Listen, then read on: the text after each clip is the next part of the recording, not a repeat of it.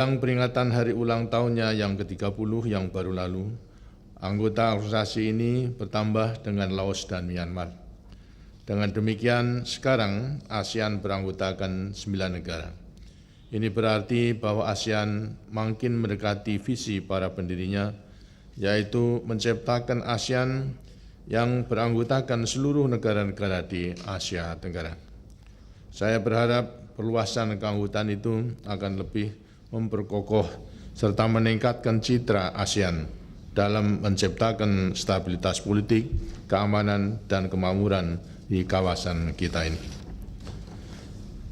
Para yang mulia dan hadirin yang terhormat, di masa lalu sebelum ASEAN dibentuk, kawasan Asia Tenggara penuh dengan gejolak politik dan keterbelakangan ekonomi.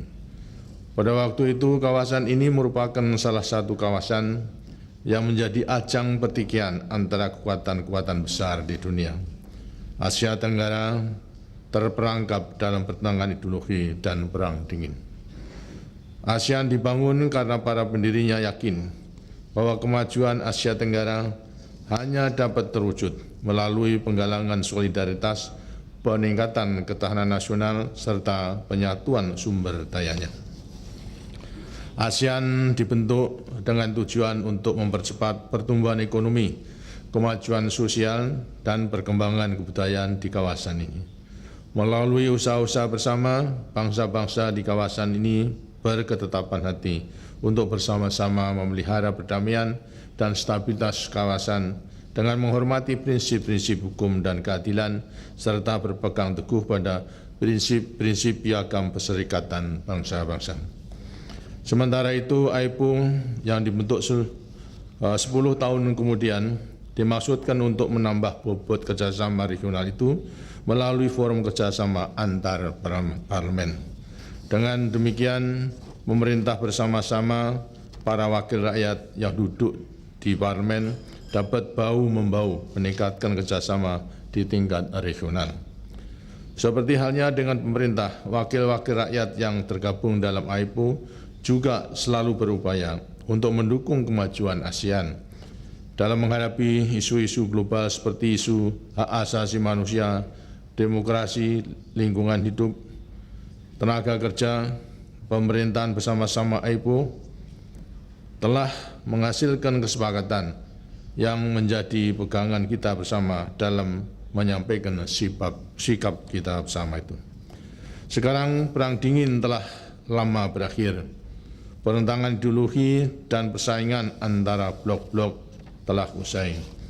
Namun keadaan dalam negeri yang tidak stabil dan hubungan internasional yang kurang harmonis tetap dapat memancing timbulnya gejolak-gejolak. AIPU telah ikut memperkuat rasa saling percaya, rasa kebersamaan dan persaudaraan di antara negara-negara di kawasan ini. Karena itu ASEAN dapat makin bersatu padu dalam menegakkan sikap keluar, khususnya dalam menghadapi berbagai kritik negara-negara di luar terhadap perkembangan dan kepentingan kita yang mendiami kawasan kita ini. Kedewasaan kita telah mencapai tingkat yang membuat ASEAN dapat selalu menjunjung tinggi prinsip-prinsip penyelesaian masalah dan sengketa secara damai, serta menghindari penggunaan kekuatan militer. ASEAN menjadi wadah bersama yang membuat kita saling percaya, saling menghormati kedaulatan masing-masing, saling tidak mencampuri urusan dalam negeri masing-masing, dan bekerja sama demi kemanfaatan bersama. Para yang mulia dan hadirin yang terhormat, dalam mewujudkan perdamaian dan stabilitas kawasan, ASEAN melakukan pendekatan yang menyeluruh. Dengan berpedoman pada konsep kawasan damai, bebas, dan netral atau SOCFAN di Asia Tenggara, ASEAN berupaya mengembangkan suatu tatanan yang mengatur hubungan antar negara di kawasan dan hubungan dengan negara-negara di luar kawasan yang kegiatan serta kepentingannya saling mempengaruhi. Selama bertahun-tahun ASEAN telah mengembangkan jaringan pengaturan, mekanisme, dan kesepakatan yang ditujukan untuk menciptakan perdamaian, stabilitas, dan kerjasama di kawasan, antara lain ASEAN Concord, Traktat Persahabatan dan Kerjasama di Asia Tenggara, serta Traktat Asia Tenggara sebagai kawasan bebas senjata nuklir. Di bidang ekonomi, upaya untuk mewujudkan ASEAN sebagai kawasan perdagangan bebas telah menunjukkan kemajuan yang sangat berarti. Diharapkan kawasan perdagangan bebas ASEAN akan menjadi kenyataan pada tahun 2003. KTT kelima ASEAN di Bangkok pada tahun 1995 mempertegas lagi tekad ASEAN untuk menciptakan keterbukaan, yaitu untuk menciptakan integrasi ekonomi yang lebih besar. Upaya negara-negara ASEAN untuk mengurangi kesenjangan ekonomi, baik di tingkat nasional maupun di tingkat regional, makin menunjukkan hasil-hasil yang nyata, seperti tampak dari pengembangan berbagai kawasan pertumbuhan subregional. Di balik perkembangan di wilayah Asia Tenggara yang relatif stabil, dewasa ini kita masih menyaksikan berbagai konflik di berbagai kawasan yang lain. Meskipun demikian, secara keseluruhan dapat dikatakan bahwa dewasa ini dunia sedang bergerak menuju ke arah terbentuknya suatu tatanan dunia baru yang damai dan memberikan kesejahteraan yang lebih baik bagi umat manusia. Karena itu hal penting yang perlu mendapatkan perhatian adalah bagaimana sebaiknya mendorong agar perubahan-perubahan yang terjadi dapat diarahkan bagi terciptanya tatanan dunia baru yang lebih damai, lebih adil, dan lebih sejahtera bagi semuanya. Dalam pada itu, dalam menghadapi zaman ekonomi terbuka dan perdagangan bebas, kita terus berusaha untuk memupuk persaingan yang sehat, tanpa perlu meninggalkan semangat kerjasama yang telah terbentuk, terutama dalam bidang pengembangan sumber daya manusia dan teknologi. Negara-negara yang lebih maju secara ekonomi maupun teknik dan negara-negara yang kurang maju harus mampu mengembangkan pola kerjasama kemitraan sejajar.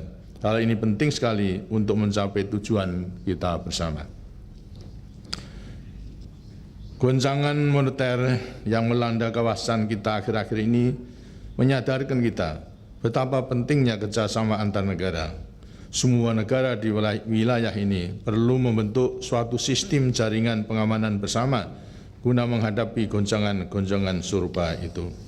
Sebab tidak ada satu negara pun yang kebal terhadap situasi seperti yang melanda kawasan kita sekarang ini.